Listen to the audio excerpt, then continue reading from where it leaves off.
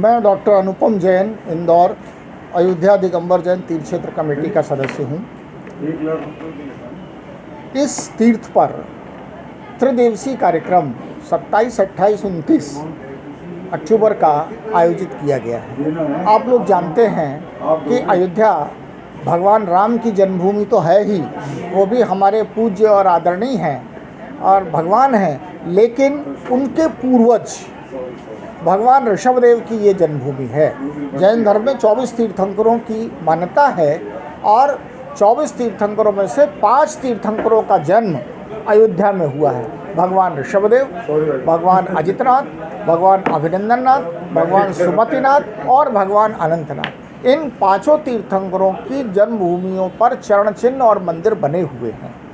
यह कार्यक्रम जैन धर्म और संस्कृति के प्रचार प्रसार की दृष्टि से जैन धर्म की सर्वोच्च साध्वी परम पूज्य गणनी प्रमुख कारिका शिरोमणि श्री ज्ञानमती माता जी जो यहाँ विराजमान हैं, उनकी जन्म जयंती के उपलक्ष्य में आयोजित किया गया है।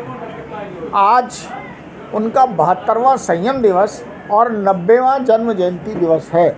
इसके तहत देश के सभी प्रांतों से, विशेष रूप से आप लोगों ने देखा कि दक्षिण भारत के कर्नाटक, तमिलनाडु और आंध्र प्रदेश से 11 भट्टारक गण आए हैं। ये लोग वहाँ के मठों के महंत हैं और वहाँ पर जैन धर्म और संस्कृति का प्रचार प्रसार करते हैं। इस कार्यक्रम का उद्देश्य धर्म की प्रभावना, भारतीय संस्कृति का प्रचार प्रसार और जन जन में नैतिक मूल और मानवीय मूल्यों का प्रचार है।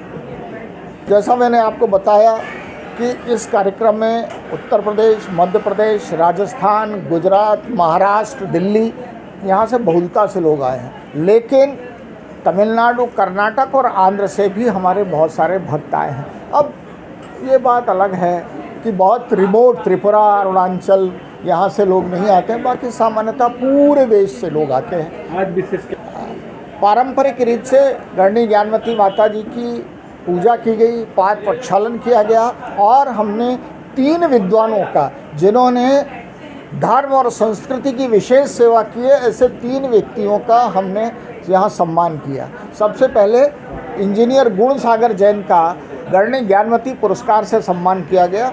उसके बाद 100 रेखा जैन दीवान का रत्नमती पुरस्कार से सम्मान किया गया और उसके बाद श्री चंद्रशेखर कासलीवाल महाराष्ट्र का यहाँ जम्बूद्वीप पुरस्कार से सम्मान किया गया। ये 3 व्यक्तियों का विशेष सम्मान किया गया और बाकी जो दक्षिण के हमारे तमिलनाडु और कर्नाटक के 11 भट्टारक मठाधीश आए हैं, उन सब का सम्मान और उनका वक्तव्य। आज से 71 वर्ष पूर्व आज ही के दिन सबसे पहले ब्रह्मचर्य व्रत ग्रहण किया था, इसलिए उसकी स्मृति में ये मनाया जाता है।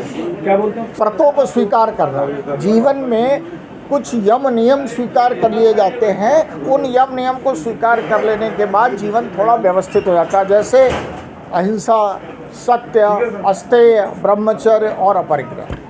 ये हमारे 5 महाव्रत हैं जो जैन साध्वियाँ जिनका जीवन भर पालन करते हैं। आज माता क्या मैसेज है? मैसेज माता जी ने ये कहा है कि हम सबको अपने जीवन को संयमित करना चाहिए। जब तक हम राष्ट्र के प्रति समर्पण का भाव, समाज के प्रति समर्पण का भाव और अपने जीवन की आवश्यकताओं को न्यूनतम करते हुए संयमित जीवन नहीं जिएंगे, तब तक राष्ट्र का विकास नहीं हो पाएगा। यानी आज अगर सारे लोग ये निर्णय कर लें कि हम चोरी नहीं करेंगे तो कितने अपराध कम हो जाएंगे। तो एक पॉजिटिव मैसेज हमारे सभी साधु देते हैं। माता जी ने भी वही साधु पढ़ने का जो मैसेज है, खास तौर से युवाओं को, कि हमको अपनी संस्कृति का बहुमान करना चाहिए, अपनी सभ्यता का बहुमान करना चाहिए, अपनी भाषा का आदर करना चाहिए, बुजुर्गों का सम्मान करना चाहिए, संयुक्त परिवार की व्यवस्थाओं में से जुड़ना चाहिए। इसी तरीके के संदेश और शाकाहार का संदेश तो हमारे सभी साधु रोज ही देते हैं। अनुपम जैन, मैं प्रोफेसर हूँ मैथमेटिक्स।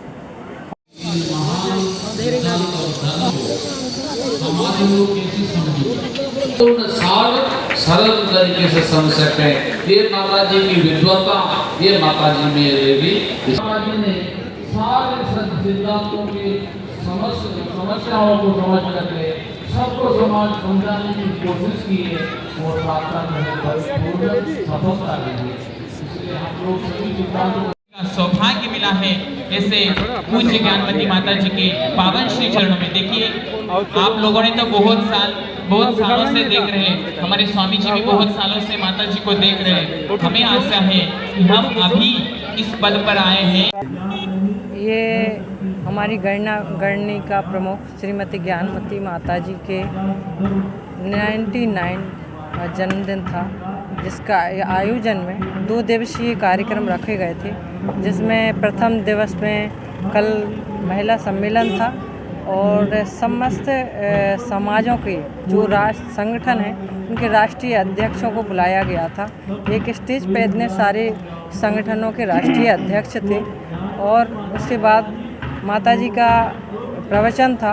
तो ये जो सर्वधर्म सम्मेलन है एक तरह से, उसका ये था कि हर समाज के लोग यहाँ आएँ और संगठित होने का एक बहाना था। एक समाज में जो अभी विघटन चल रहा है कि हम सब श्वेतांबर दिगंबर ना होकर सिर्फ एक जैन हो, इस चीज़ के लिए इस चीज़ पे जोर होना चाहिए। देखिए जैसा कि आप सबको विदित होगा कि अभी माननीय प्रधानमंत्री जी ने 33% महिला आरक्षण किया हुआ है।